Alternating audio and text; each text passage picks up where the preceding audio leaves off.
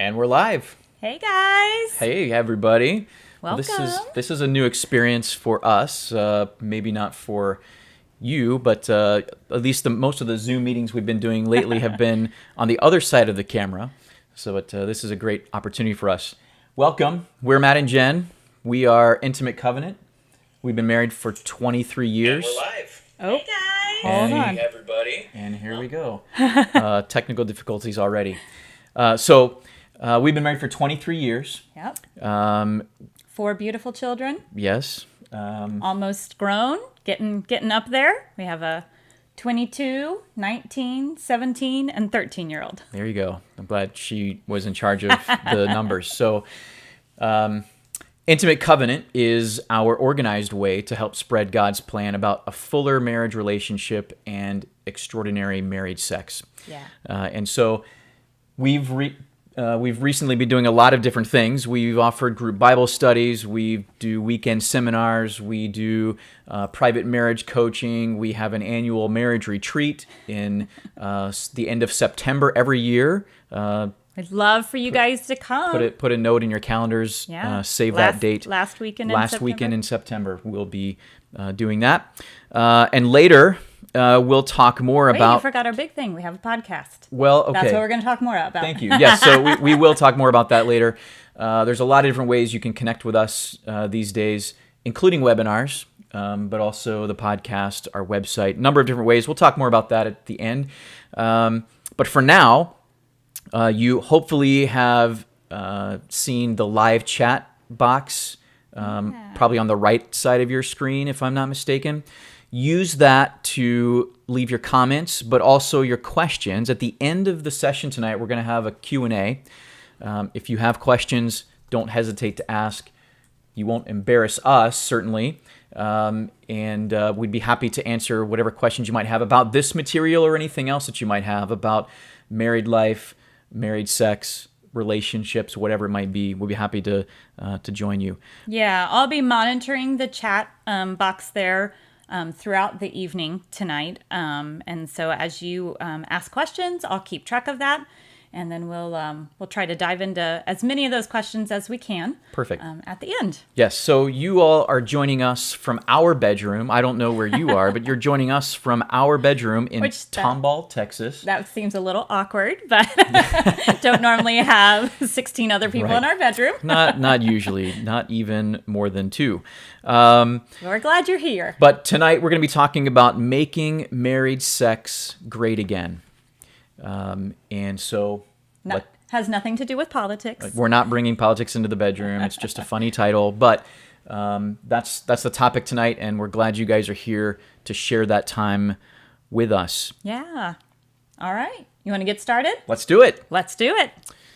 So, in September of 2013, the American Journal of Public Health published a study based on interviews of over 5,000 university students. So these are young people, right? One of the findings in this study was that less than half of those young women were highly satisfied with their sex lives. Other studies of young women, married or unmarried, find the same thing. Does that surprise you? Yeah, that's not what the world is telling us. That's definitely not what Hollywood tells us. Absolutely. Yeah. These young people were not satisfied with their sex lives. A Pew Research study found that of all married Americans, this is everybody married, of all the married Americans, more than 60% of married people are unsatisfied with their sexual relationship. That's a sad statistic. What is going on here? Yeah. And yet in 2012, the American Journal of Medicine, that's no small publication, the American Journal of Medicine published a study after interviewing thousands of older women aged 40 to 90. Older. They're older than some, we'll say. All right. The research that they reported indicated that 2/3 of sexually active older women were moderately or very satisfied with their sex lives.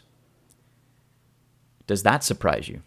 Yeah, it's the older women and married older women Exactly. that are having better sex than the young. So what did these sexually satisfied what did these sexually satisfied older women have in common? We're going to get some hate mail here if you're Maybe not careful. so. Was it the number of sexual positions that they tried? Was it the number of sex toys that they owned? Was it the dose of hormones they were taking?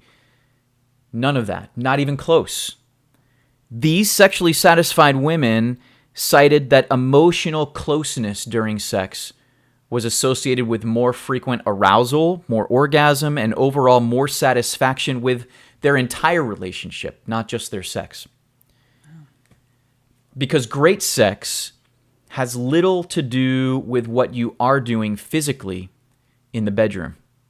It doesn't have anything to do, or at least has very little to do, with the positions, the toys, the physical ability, your body shape and size, your age, your gender, whether you're wearing something or not wearing something. It has very little to do with what you're doing in the bedroom. Great sex has everything to do with what you are bringing to the bedroom. Because great sex is about engaging your heart, your mind, your body, and your soul, and bringing that to the experience. So to better understand why your sex life may be good, bad, or ugly, first you need to start by eliminating the notion that this has anything to do with what you are doing, and instead begin to expand your experience and maximize your pleasure by starting to understand what you are bringing or not bringing. It's not what you're doing, it's about what you're bringing. All right, so you're kind of blowing people's minds here. Well, this is probably a paradigm shift from what you might see in the grocery store aisles. Yeah. Or on the cover of the magazines, rather, on the grocery store aisles. So what I want to talk to you about this evening is, what are the components of great sex? What is it that we need to bring to the bedroom in order to have great sex in our married lives? Especially in married lives, because we're talking about a relationship that will last decades, God willing. It's easier to have great sex, or at least to enjoy that experience, when it's new and novel and there's some newness and funness associated with that. But it can be a little bit more challenging, and I think it's okay for us all as married people to admit that it can be a little bit more challenging to keep that going, to learn how to enjoy that, learn how to foster that, learn how to keep that. Right. So these are some things I hope that no matter where you are in your marriage relationship, whether you've been married a couple of days, a couple of years, or a couple of decades, I want to look at some things this evening with us and discuss a few things that maybe we can learn to bring to that relationship at any point, Right. whether your sex life is good or bad, new or old. Some things that we can bring to make it better. So, Right. I think it's important for all of our listeners, viewers. We're not just podcasting. We have viewers right now to understand and just hear that this is what we're asked all the time. We have this mistaken notion that everybody's having great sex except for us. Especially if your marriage is new. You have a mistaken notion, maybe even that, your sex will be great because it's a new marriage and that's the expected. But that's just not the truth. Right. It takes a lot of work. it does. It takes to work. have a great sex life because relationships take work. Well, that's it. It's about relationships. And Right. that's, I think, the point that you're going to get throughout this time that we have together this evening. So in speaking about what you need to bring to the bedroom, I think it's, well, maybe it's confusing, but at least the one of the points that I want to make is something that you should not be bringing to the bedroom, and that is expectations. Expectations are preconceived resentment and disappointment. Say that one again. Expectations are preconceived resentment and disappointment. If you go into whatever it is, but especially into a relationship with expectations, you will inevitably be disappointed because those expectations will not be met in the way that you expect them to be met. We all have expectations about relationships and expectations that we have that we don't even acknowledge or recognize. But the more that you can acknowledge and understand what your expectations are, the more that you can help your spouse to maybe understand what your expectations are. But also, the more that you can learn how to understand one another, learn what the other is hoping for and expecting. So that's going to require some work. But expectations are preconceived resentment. And part of this, I think, is that we have to lose the warped sense of what makes sex great. We all have a warped sense that has been influenced by our culture, whether that culture is the media, whether that culture is our movies that we watch or books that we read or whatever it might be. But that culture even comes from our family of origin, what you think your parents do or didn't do, or it also comes from your church, your religious upbringing, and the expectations that you might have from even culturally in your religious circles. So there are a lot of places where those expectations are coming from, and you may not even recognize where those expectations are coming from. But all of us have expectations, and many of those expectations, number one, we don't even recognize ourselves, and we definitely haven't shared those expectations with our spouse. Right. So when they don't live up to those expectations, there's going to be disappointment, but we haven't even given them a chance to do it, give them what we want, or for them to give us what we want, because we haven't even had the conversation. There's nothing wrong with knowing what you want. There's nothing wrong with even sometimes having expectations about how a certain experience you would like for that to play out. And there's nothing wrong with communicating that even with your spouse. But when your plans aren't working out, or when your spouse maybe is just not quite ready for those wild expectations that you might have, remember what the goal of sex is. And that's intimacy. That's building closeness and mutual pleasure with each other and connection. Right. The goal is an orgasm? No. Right. That's a great part of sex, clearly, but that's not the goal. Right. The goal is to build connection. If your goal is just to have wild experiences and lots of pleasure, you're going to miss each other in that goal. If your goal is to join each other, if your goal is to be a part of each other, then you're going to have a much better chance to meet that goal and find each other in that connection. Right. So I would challenge you to confront your expectations with gratitude for what you already have. When you recognize that you have an expectation, and sometimes the only time you recognize that you had an expectation is when you feel a sense of disappointment. But meet that expectation, meet that disappointment with gratitude for what you already have. Recognize that what you have is probably pretty spectacular compared to what others have, especially if you have a relationship that's solid, a relationship that's dependable. You have someone that cares for you, loves you, and is willing to even meet you at least somewhere in this sexual intimacy. It may not be everything that you ever dreamed of or want, but it's probably more than what you have by yourself, right? So greet that, confront that expectation and that disappointment with gratitude. Right. The other thing that I would encourage you to bring to the bedroom is your whole self. You have to learn to be in the moment. So important for both.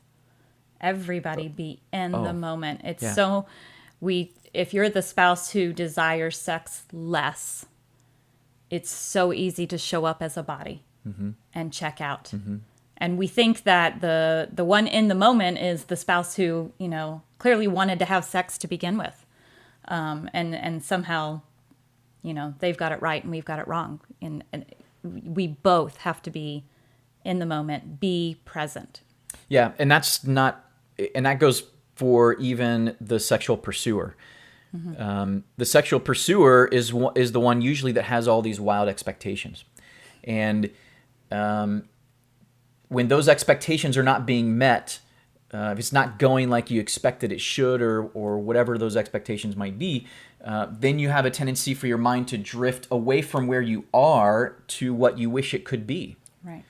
Instead, we need to be in the moment, and we need to be in that moment expecting to be there and wanting to be there for that moment of connection. Dr. Chuck Mcnee, who is a professor of psychology at Trinity Western University, which I think is in Canada, for whatever that's worth. He wrote a book, but part of what he wrote, he says that when we go to worship, okay, hold on, Matt, you're talking about sex and worship at the same time. I know, just bear with me. Blowing everybody's minds. I know, but he says when we go to worship, if we actually prepared to meet God, we might actually find him. In the same way, when we enter into sex, if we prepared to meet our spouse, we might actually find them.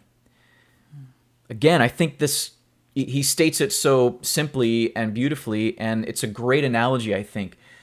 How many of us, when we roll into worship 2 minutes before it's time to start, we rush into our seats, we sit down, and we have entered into that moment, that sacred moment, with no mental preparation other than the only preparation we made was we brushed our teeth before we left. I mean, we spent no time mentally preparing to meet God.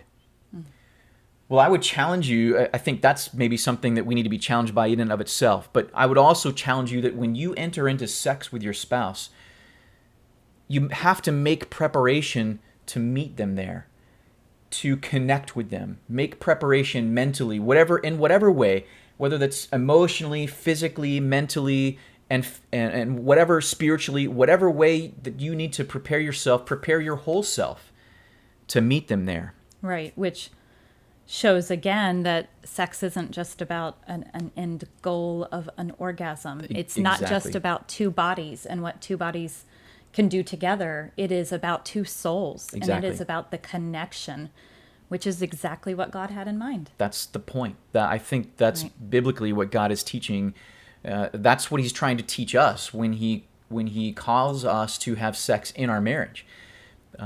Is that it's about meeting each other. It's another right. way in which we are forced to meet each other and connect with each other. Right. It is a level of intimacy that we have with no other relationship here on earth, and God had a great plan for that. Right. He wants that connection to be so much more than just two bodies. Exactly right.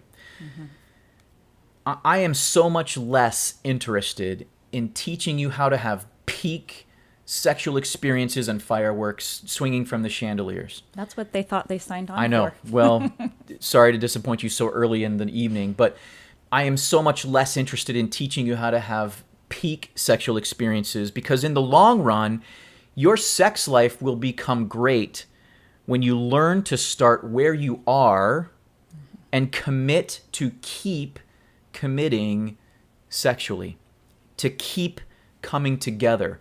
Stephen Snyder wrote a book, totally lost the name of the book. Stephen Snyder wrote a book, and in that book, he calls this idea sanctification of the ordinary. And man, that phrase really resonated with me.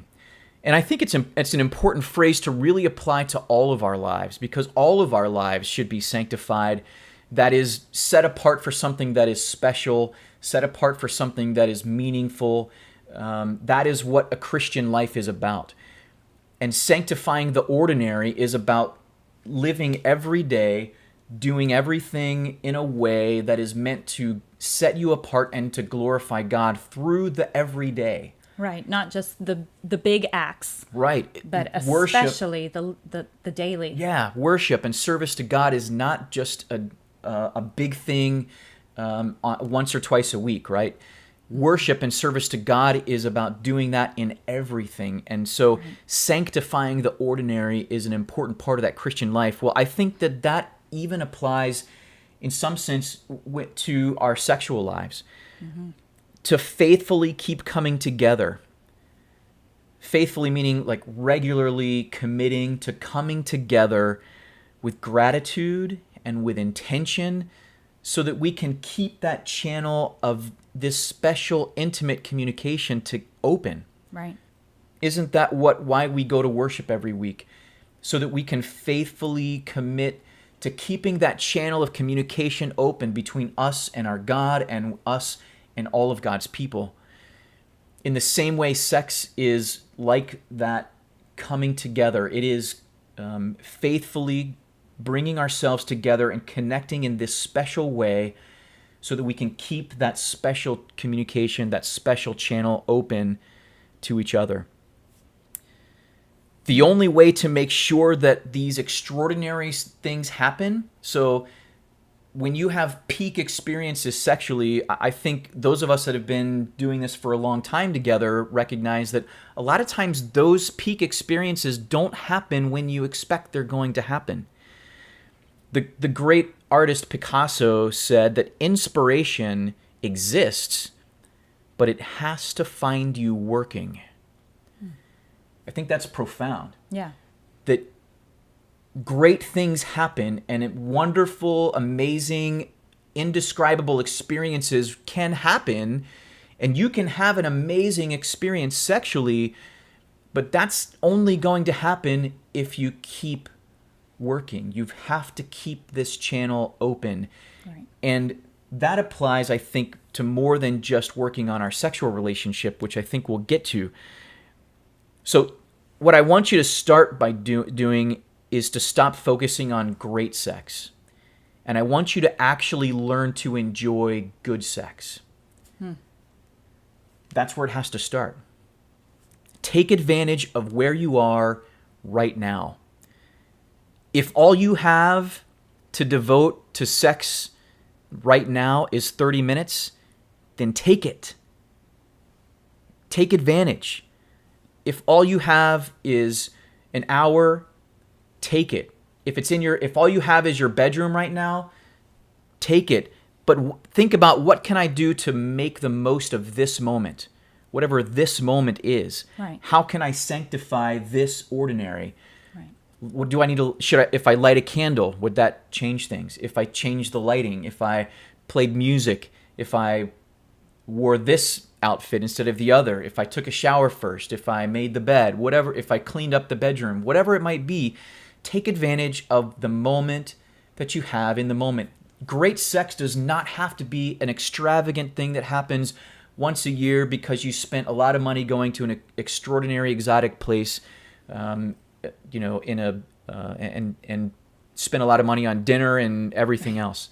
Half the time when you go on vacation, you wear yourselves out because you're busy sightseeing. Right. And you have a great hotel room, but you're probably too exhausted. Right. Once we recognize the power of the ordinary. Exactly. And redeeming the ordinary. That's exactly right. Change your mindset from focusing on your limitations. In other words, well, we only have 15 minutes tonight, so I guess the baby is going to be awake in 30 minutes. I guess we spent a lot of years. Let's just try to get through this and right. make the let's try to get through this so we can do our wifely duty or do our married duty. We'll just try to get through this and make the most of it. No, yeah. I want you to put some time and effort into preparing for this moment, right. Preparing with what you have and make the most of what you have. And engage your whole body, your whole right. mind, your whole soul. Engage your whole self. But this does require planning and prioritizing. And it might even require some investment of resources like money. I know that's hard to think. But I will tell you that even Tuesday night sex can be special if you have both put in the effort in preparing and engaging yourself. And if you've both taken the time to appreciate what you have and appreciate the moment that you do have. All right, I'm going to say this, and I'm going to make some enemies by saying this, but I'm going to say it anyway. Stop going to the movies for date night. Look, if you have 3 hours to kill, engage with each other. Sex begins way before you get to the bedroom. And if you spent your whole date night simply distracted from each other by something else instead of engaging one another, then you've wasted that time. Take advantage of the opportunities that you have. Stop going to the movies. Stop doing things that distract you from one another. If you want to go and spend some time together distracted from everything else so that you can focus on each other, that's great. Find ways to connect with each other. Don't kill 3 hours. Don't waste, frankly, 3 hours distracted from each other. Now, I know movies are fun and great, and there's a place for movies. There's a place for, being distracted from the everyday. But if your intention is a date night for connection so that you can go home and have wonderful sex together, don't spend all that time at the movies. Connect with each other. Right. I think that changed things so much. Changed things so much for us when our date nights started being about talking. Right. Get involved, have conversations, ask the hard questions. If you need a place to go to find some conversation topics, if you're scared that you're just not going to be able to talk about it, there's several great places. In fact, I know of a great podcast that would introduce a lot of interesting topics that maybe you've never talked about before, or at least consider them in a way that maybe we can bring it up. Check out the podcast, listen to it together, listen to it separately, come together, talk about the podcast. I think that's another great way to engage. Absolutely. The other thing that I want you to think about is investing in your bedroom. Put some time and effort and maybe even money into your bedroom, because your bedroom is your sex room. I know that's crazy to think about. Since we invited all these people into our bedroom at the moment. I didn't think about that as we were doing this, but they can't see our whole bedroom. That's true. You can't even see our bed. I'm not even going to tell you where it is relative to the camera, so you can't even imagine. But your bedroom is your sex room, so create a sacred place. Right. Remember that sanctify the ordinary. Sanctify or set apart, make special even your bedroom. Right. Because it's a sacred place for you and your beloved. Get rid of the laundry piles. Put them in a kid's room if you have to. Put them in the hall, wherever they got to be. Get rid of the laundry. Get rid of the home office that's in your bedroom. Put that somewhere else. Right. It's terrible to have bills sitting right next to your bed. How can you focus on great sex if you have bills piled up in the corner that you're kind of staring at out of the corner of your eye? It doesn't work. And get your kids out of your bedroom. Now you're making enemies. All right, that's okay. I will make enemies with this point, and I will stand by that. Get your kids out of your bedroom. How can you have a sacred connection if you have kids in the way? It just doesn't work. Get a lock. Put a lock on the door. Maybe that's a good place to be. That's the other really important thing. Make sure that you feel safe, comfortable in your bedroom, able to fully express yourself, fully show up and be present in your bedroom. Exactly right. Okay, so if I could go back and give my younger self one piece of advice when it comes to my sex life to come, it would be this. Slow down. Slow down. Dude, you have your whole life to get this right. You have your whole life to perfect this, not the next 5 minutes. You have a lifetime to explore with each other. And the entire rest of your lives, the entire realm of sexuality, you can explore during that time. You don't have to try every possible sex position in the next 3 weeks. Slow down. Slow down and enjoy each other. Slow down and enjoy the process of learning each other. Slow down and be grateful for what you have. Stop wishing for what could be and enjoy where you are. I know we talked about this already. But I want you to think about it this way. If you are continually working to grow your relationship, realize that by next year, your sex life will be better than it is right now. As long as you're continually But you working. have to continually work at that every day. Right. It doesn't have to happen all at once. It won't happen all at once. It can't happen all at once. You can't have a sex life like a 20-year-old married couple, or a married couple married for 20 years, sorry. You can't have a sex life like a married couple that's married for 20 years when you've only been married for 20 days. You have your whole lives to get to that point. But if you will keep working Right. in building that relationship, and I don't just mean building your sex lives, but building that relationship, Right.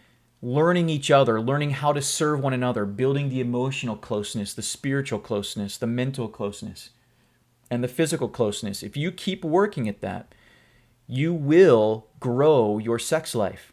Right. And it will be better next year. And it'll be even better than that the following year. And in a decade, you can't even imagine how good it can be in another decade of good, solid work and service for each other, toward Right. each other. I mean, that just goes back again to the mistaken expectation and notion that we have that this will be easy, that this will come naturally.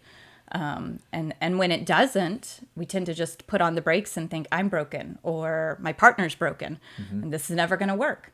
When our kids were little, we homeschool.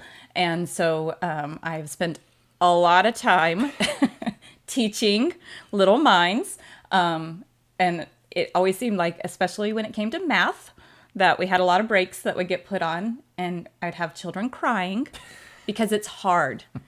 And the phrase that I adopted, that some wise woman shared with me, was, it's hard right now, but it'll get better.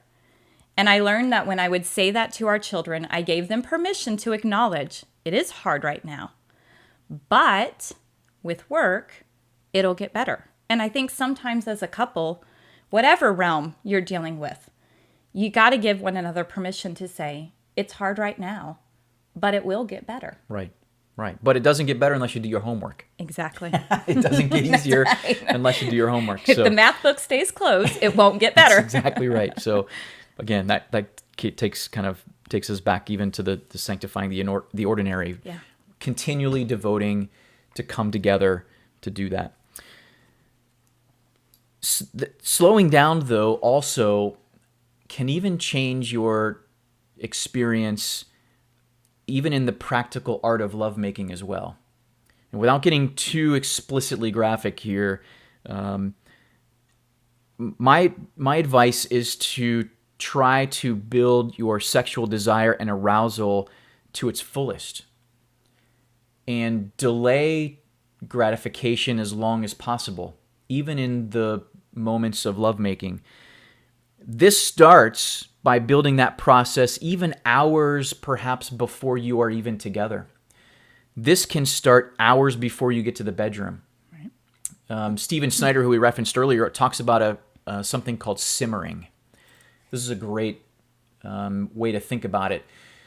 If you can keep your arousal level, your desire level simmering for a long period of time, it will make a big difference. And one way, or several ways to do that, one way is when you leave for work that day, or when you are about to be apart for that day, just take an extra 5 or 10 seconds on that goodbye kiss. That will send a message. And that will also begin the process of things moving in a certain direction in your mind and in your spouse's mind. Right. Take an extra couple of minutes with that kiss. Kiss a little bit differently than you might have before. Mm-hmm. Send suggestive text messages throughout the day. Yeah, well, if you need a way to do that so that it's, more private, there's a couple of apps out there. One's called Intimately Us. The other app is called Ultimate Intimacy.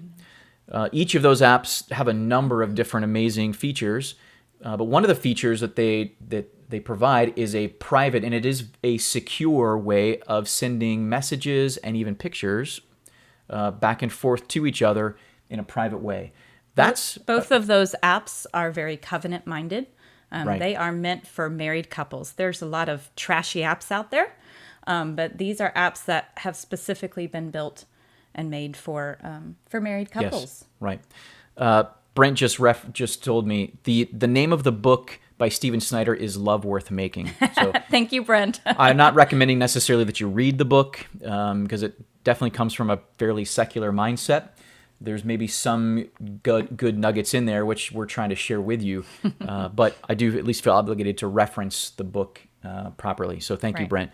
Love Worth Making. All right, so simmering. So simmering. Slow things down.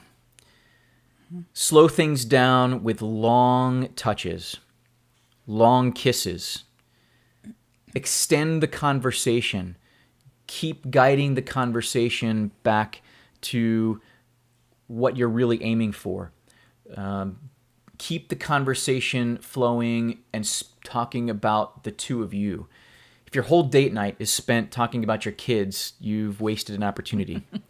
Now, there certainly is a place for talking about the kids, talking about work, talking about whatever it is that needs to be done, those important conversations that you can only have when you have time alone.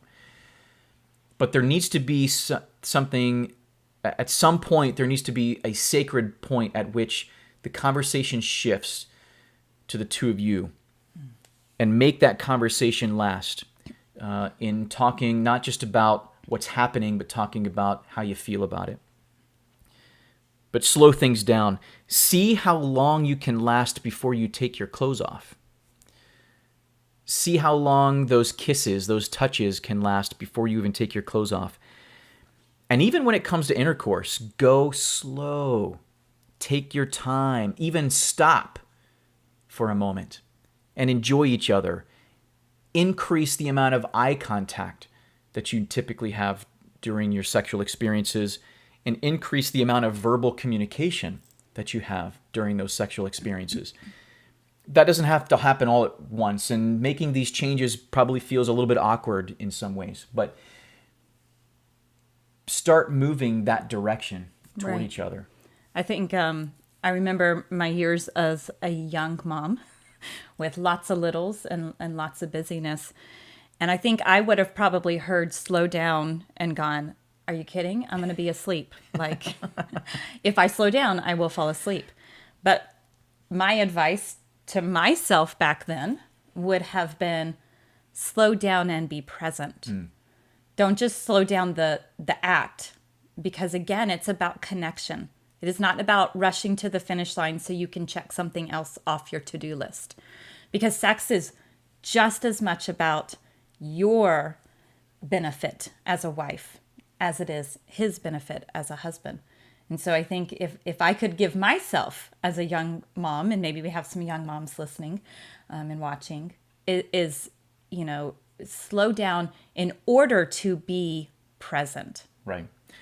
And I think what that means is if you want to be able to slow down, if you want to be able to take that time, you have to take that time. I mean, you've got to take it. When you have the time, you've got to take it and you've got to protect it. Right. It is so easy as a young parent or as a busy professional or whatever it is that you do. We all have obligations. As a parent to our parents, we have obligations to our work, to our church, to the school, the PTA, whatever it is you are obligated to. We all have obligations. Good people, good productive members of society have obligations. I get that. But you also have an obligation to your spouse. In fact, your obligation to your spouse is a covenant. And you are not covenantly bound to anybody else, not your kids, not your church, and definitely not the PTA or the Little League. You're not obligated covenantly to any of those people except your spouse. Right. And so you've got to take some time and prioritize it. It's got to be at the top of your list. It's got to be number one. That time's got to be written in Sharpie and untouchable time for your spouse. I mean, how do busy people get things done? How do busy people get things done? Well, they schedule it. They make an appointment, right? If someone wants an appointment with me, they call my receptionist and they make an appointment, and that time is set aside, and nobody else gets to take their appointment, right? So that's a priority. I would encourage you, especially as young people, don't expect that your sex is just going to come spontaneously, just this magic dust, and the lights are automatically going to dim and the music's going to automatically start playing, and you're automatically going to have this time and you're both going to feel just instantaneously in the mood. That doesn't happen. If you've been married for any length of time, you probably recognize it's not happening. Right. And you might be surprised at that, because that's not the way the movies tell me it's going to happen. That's not how life works. Schedule your sex. Schedule your date nights. Schedule that time that you can be with each other and focused only on each other. It's that important. You've got to schedule it. Protect your time together and prioritize it. Write it in Sharpie and make it happen no matter what. Doesn't that take the spontaneous fun out of it? Never. No. Never. No, and especially if you've listened to our podcast, you've heard us talk about pursuer responders. We can't possibly go into everything here tonight, but I will say that if your sexual desire is more in response to your spouse, scheduling sex is the absolute best thing you can do for yourself. Yeah. Because it gives you the day to simmer. It gives you the day to let yourself, require yourself to build expectations. And you choose what to think about. You choose what to spend time on. Yeah. Responders, your job is to turn that crock pot on when you know that it's time so that you can simmer all day. Right. Pursuers, your job is to plug the crock pot in, help her plug it in, help add the ingredients, send that message during the day that's going to make her feel good about herself, send that message, do things for her to help her to take things off her plate. Whatever it is that you need to do to help that simmer, that's your job. So take the time, prioritize it, make the time, and make the most of that time. All right, before I get to the last point, just going to remind you, if you have a question that you want us to answer at the end of this period, you need to get that into the notes, into the live chat. If there's no questions, well, maybe we'll just, I don't know, sit here and look pretty. We'll make it up. You can admire my beard for a few extra minutes. You've already gotten end. A compliment on your beard. Well, obviously. And yes, just to answer any question, this is my real beard. I'm sure that was exactly what they all wanted to know. All right, finally, talk about sex. You've got to bring conversation into the bedroom, at least about the bedroom. Maybe your bedroom's not the best place to have the conversation, but you've got to have conversation about sex. Multiple studies conclude that couples who talk about sex have a more satisfying sex life, and they have a more satisfied relationship. Maybe that's a bigger point. If you can talk about sex, you can talk about anything.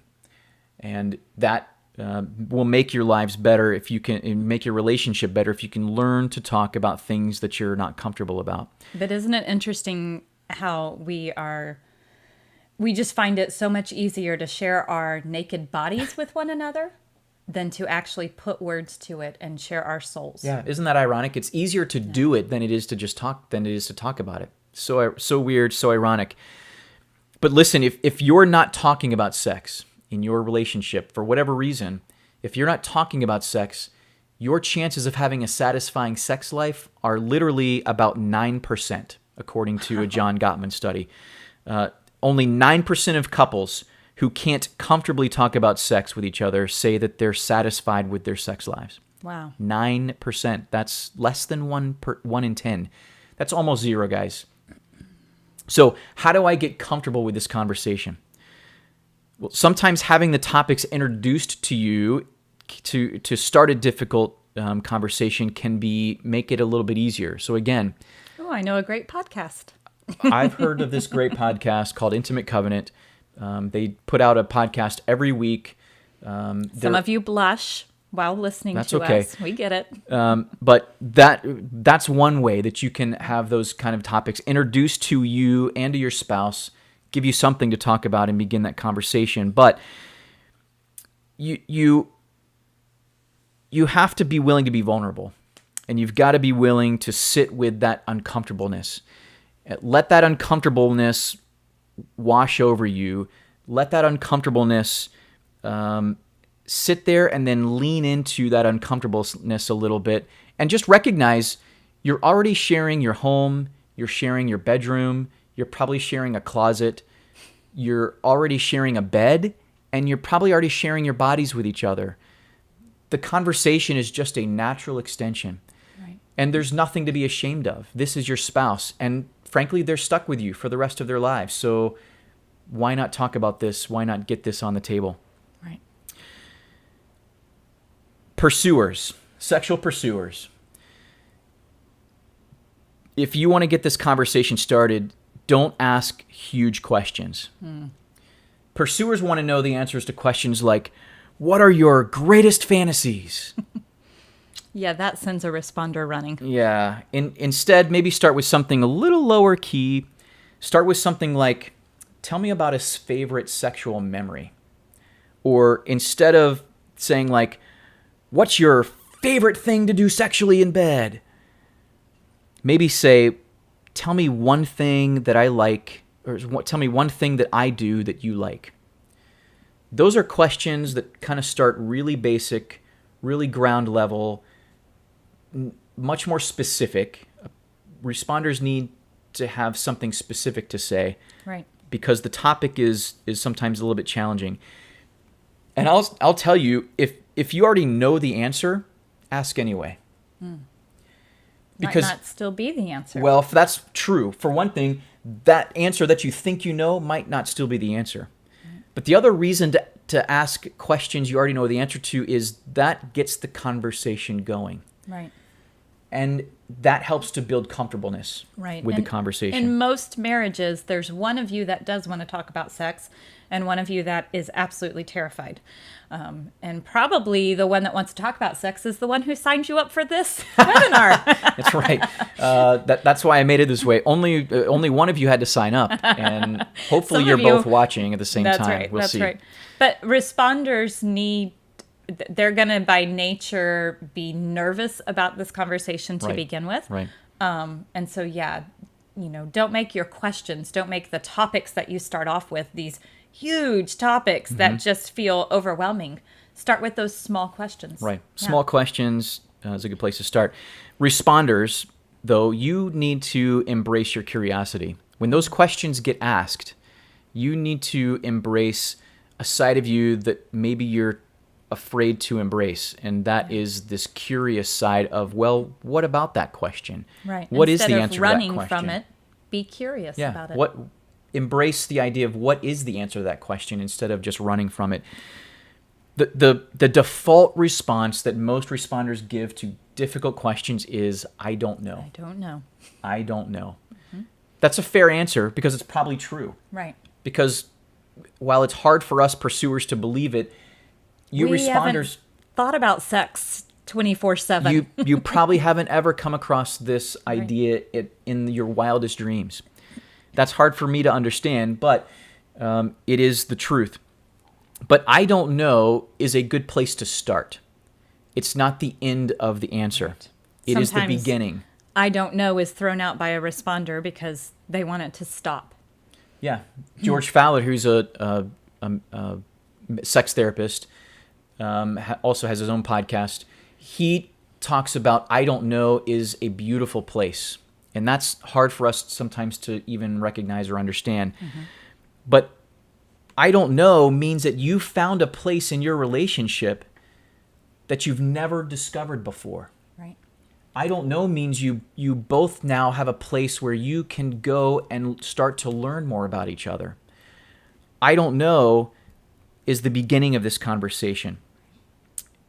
And so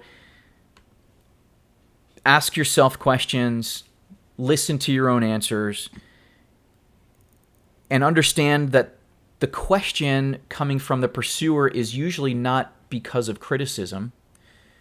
But even if it is, I would challenge you that most criticism is not meant to put you down. Most criticism is coming from a place of wanting better connection. Yeah. So let I don't know become a place to build that. Let I don't know become a place where you can start to learn to be joined to one another and to learn about each other. Let it be the opening of a door to a conversation. Right. Don't be afraid of I don't know. Be willing to lean into that. Yeah, both of you. Because pursuers, that's going to feel like a shutdown. It's going to feel like a rejection. When you ask a question and you get back, I don't know, that feels like a rejection. Don't let it be a rejection. Let it be the start of a conversation. Understand that your responder is going to have to sit with some uncomfortableness for a minute. They may not be ready to answer that question right now. But look for progress and be satisfied with even just a little progress. Be satisfied with the fact that you are brave enough to ask the question. Right. And understand that that's going to start a thought process, which hopefully will lead then to a conversation. Well, we're running out of time. In short, what I'm encouraging you to do is to be connected. You cannot expect to have great sex unless you are connecting in every other way. Expecting to have a great sexual relationship when you're emotionally abusing your spouse, or when you're emotionally on a roller coaster, expecting to have great sex when you're disconnected in every other way, when you're not having any conversation. When your lives are going two different directions because you're way too busy to even pass one another in the hall. Yeah, you'll never make up for that in the bedroom. Right. In fact, your bedroom life is going to suffer just as much, maybe more.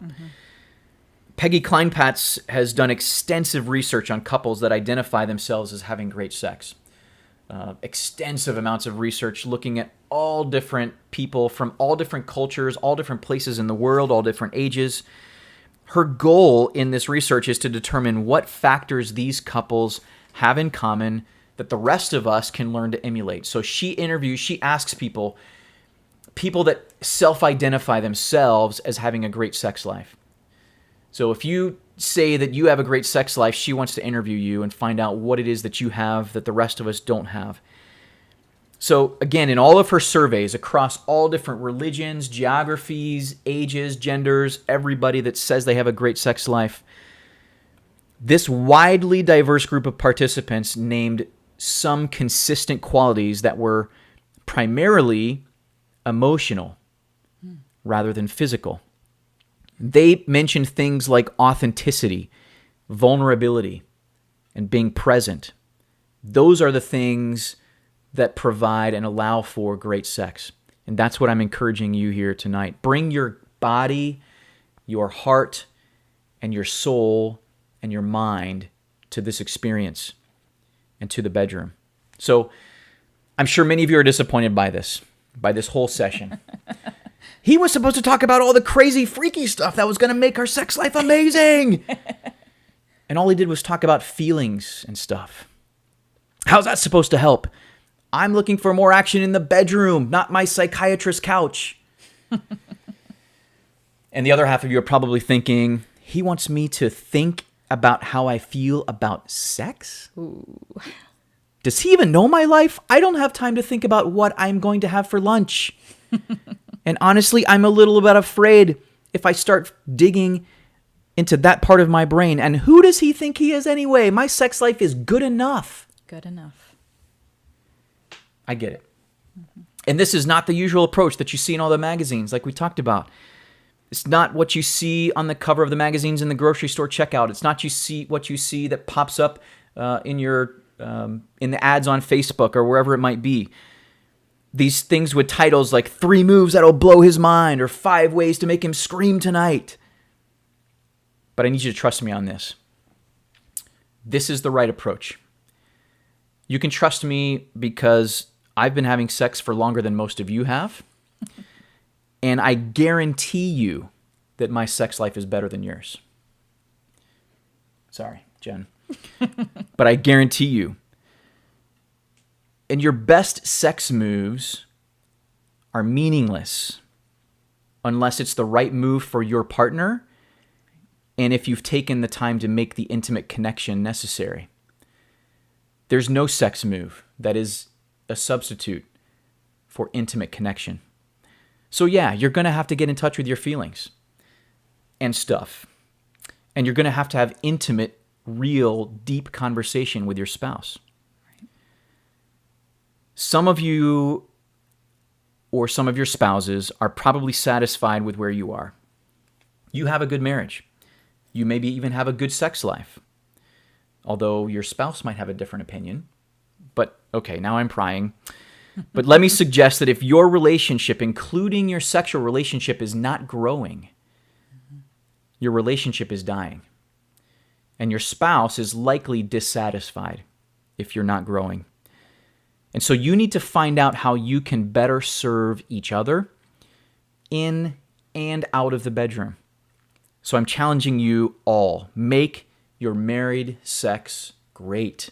Of all people, God's people, us, we ought to be fully enjoying this incredible blessing in the sanctity of the holy marriage bed, because great sex is about engaging your heart, your mind, your body, your soul over a lifetime in the sanctity of covenant love. Right. You don't need a new move. You don't need a new technique. You need to keep exploring each other. So let go of your expectations. Sanctify the ordinary by slowing down and appreciating the moment. Talk about your sexual relationship with each other and embrace the beauty of I don't know. And embrace vulnerability. Make your married sex great. That's great. All right. It's Q&A time. It's Q&A time. Yeah. So while you add your last minute questions, Yeah. Throw them in there. throw them in. I'd like to let you know about how you can connect with Intimate Covenant. First of all, you can find us on social media, Twitter. You can find us on Facebook. You can find us on Instagram. Yeah. Sorry. Hold on. There we go. You can find us on social media. If you join us on social media, you'll get updates pretty regularly about some of our upcoming events, like webinars like this, new resources that we may have coming out, etc. So don't miss that opportunity. You can also go to our website, www.intimatecovenant.com. If you go to the website now, you have the opportunity to download a free PDF, an article that's titled "What Does Sex Mean to Your Spouse?" It's a beautifully wrten piece by some genius named Matt Schmidt. Really great beard. Well, there you go. So it's obviously great stuff. But take advantage of that. Sign up there. And speaking of our website, in the next few months, we're going to be launching a members-only subscription club called the Covenant Club. How clever is that? The Covenant Club. I don't know who thought of that. It's genius. think I'm pretty sure.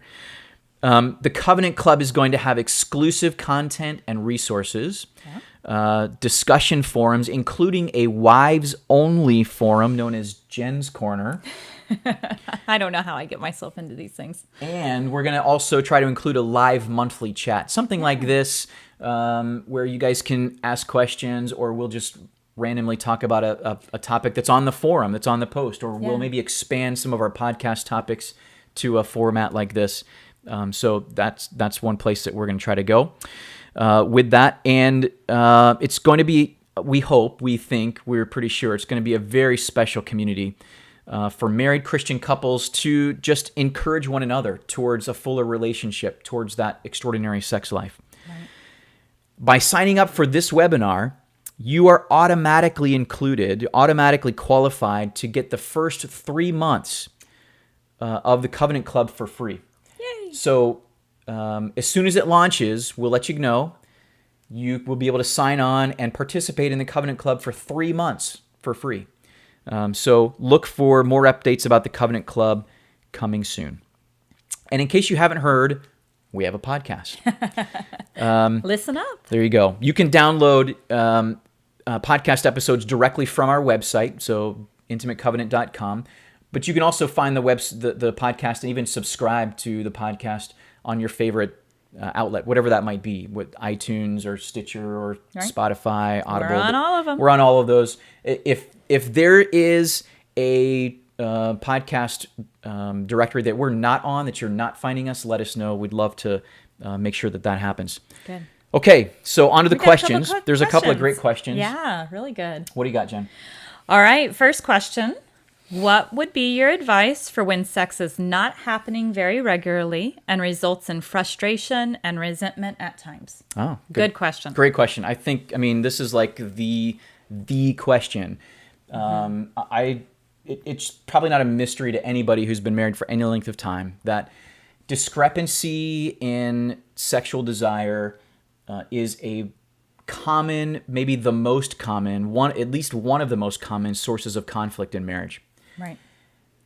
So my first piece of advice is know you're not alone. Well, yes, exactly. And so you can Right. take comfort in knowing that that sex maybe is not happening regularly in a number of cases. So this is a huge topic, and hopefully, I think there's several podcast episodes that probably would touch on this a little bit. So I'll try to keep the response brief for now.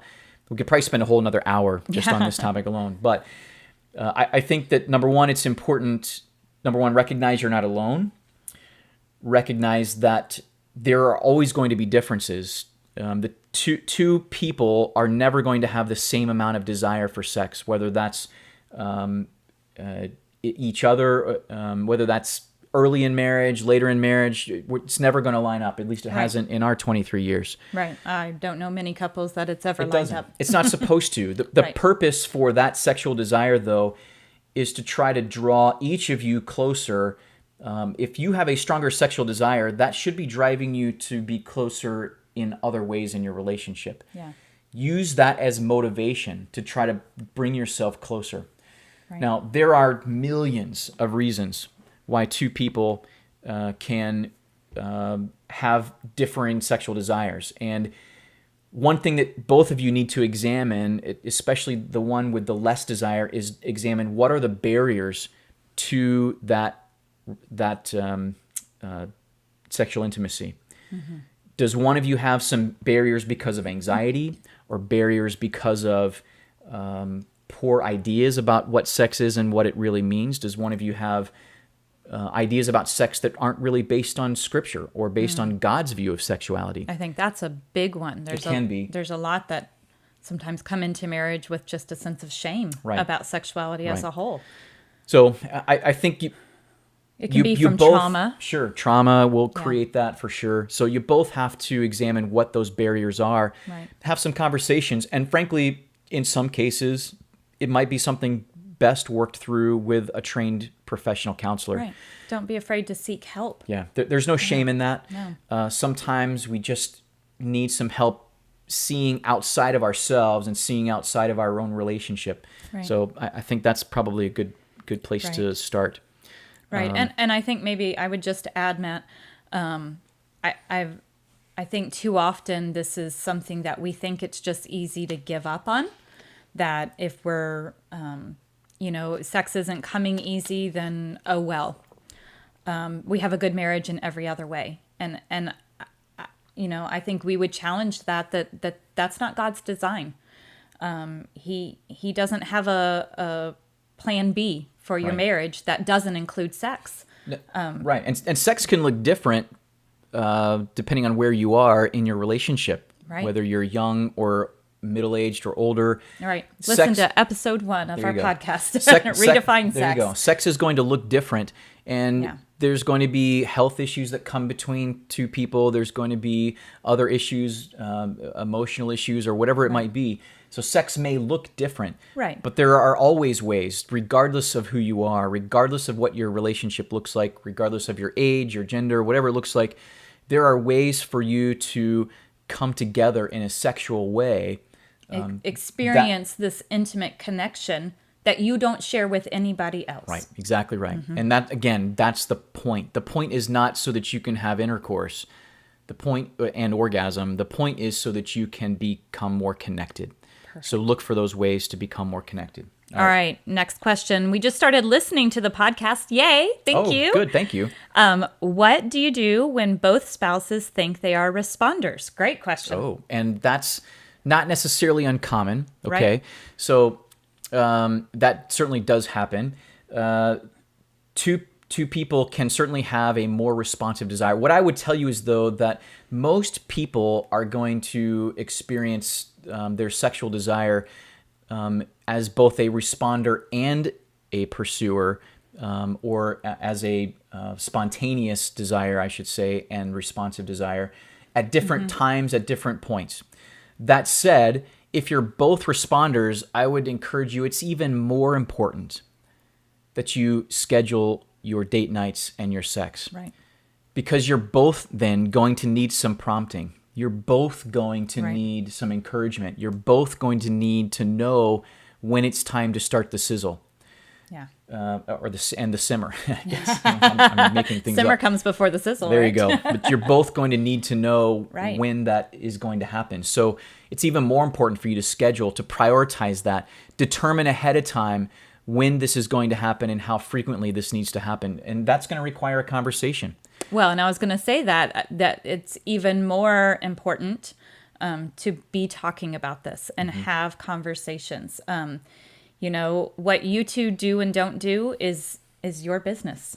And we too often get caught up in comparing ourselves to others and really comparing what we think others are or aren't doing, which is probably actually not the truth. But have conversations. What do we want? How many times do we want to be having sex? What is the right number for us to stay connected to one another? And the only right number there, the only right amount of frequency is the frequency that builds connection in your relationship. So whatever that number might be, for some people that's, 10 times a day. For other people that's, 10 times a month. I'm making stuff up, but if sex can be too frequent as well, because then it becomes almost a chore and then nobody's into it and you're not having proper time to build that arousal, to build the desire. So there's a number, but you need to be scheduling it, especially if you're both much more responsive. Right. All right. What if being open and vulnerable seems to lead to more conflict? Oh, well, guess what? It will. to. Yeah, that is an inevitability. All these people are like, what are you doing to my marriage? Yes. Tell them the story about the person in the class. Yeah, so when we teach this, some of this material in a Bible class, sort of a more intimate setting, we were about 4 or 5 weeks into the class. It's an 8-week class. It's an 8-week about class. halfway. We're about halfway through, and one brave man raised his hand and said, "You guys need to help me out here. Are we the only couple that's having more fights now that we started this class?" I had to walk over and give this guy a high five. Not what he was expecting. He was not expecting this, but what that told me is that they were actually doing the homework. They were actually having the conversations. Because look, it doesn't matter what the topic is. You are both not going to totally agree on everything. Right. You're not supposed to. You're not the same person. If you both agree on everything, then one of you is unnecessary. God put two different people together for a reason, because you approach things in entirely different perspectives. It's those differences that we tend to look at as driving us away from one another, when in reality, it's the differences that pull us together. It's the differences that make us so strong together. And so we talk about this a lot in our other venues about embracing conflict, which sounds very counterintuitive and weird. Embracing conflict sounds terrible, but what embracing conflict means is being able and willing to, each of you, express your own perspective in a way that's not necessarily confrontational, but being able to express what you want, what you desire, and being able to do so in a way that helps me to learn more about who this other person is. And for me to help this other person learn to know who I am. So that's what embracing conflict is. Right. Being vulnerable is going to create conflict, because you're sharing a part of you, you're each sharing a part of you that you haven't shared before. And so uncovering something new means you're each going to have a different perspective. Right. That's okay. That's the point. The point is to have conflict over this. If there's no conflict, then there's no place for growth. No, you have the right kind of conflict. Maybe that's a good podcast episode of what does embracing conflict really look like. Doesn't look like screaming and shouting at one another. Right. There's a better way to have conflict than screaming. Yeah. Terry Francis just asked a great question. What is a poolali? You have to listen to that episode of our podcast. I don't even remember. We're glad to know you're listening, Terry. Yeah, thanks, Terry. I think that's episode 2, but yeah, great. We'll just leave that one hanging. We'll leave that one hanging. If you haven't listened, you're going to have to go find the episode that references a poolali. Find out what a poolali is. All right. Once again, before we close, it looks like everybody's that's all the questions we have for tonight. So glad y'all have been here. Thank you guys for joining us. This was a lot of fun. Yeah, fun. I don't always describe all this kind of stuff as fun, but my pursuer, man, this is all fun to him. This is fun. It has been fun. And I have shown up to the party, though. Responders unite. There you go. That's a good lesson for you. That's right. That's a good lesson. Maybe we'll do this again sometime in the near future. We definitely want to do something like this on a regular basis once we get the Covenant Club up and running. So definitely sign on for that. Once again, let me remind you of a few things. Listen to the podcast. Download the PDF on our website. Make sure you sign up for that. Join the Covenant Club when we get that started. And save the date for the retreat. Save the date. Yeah. Save your money. Fly here to the Woodlands, Texas.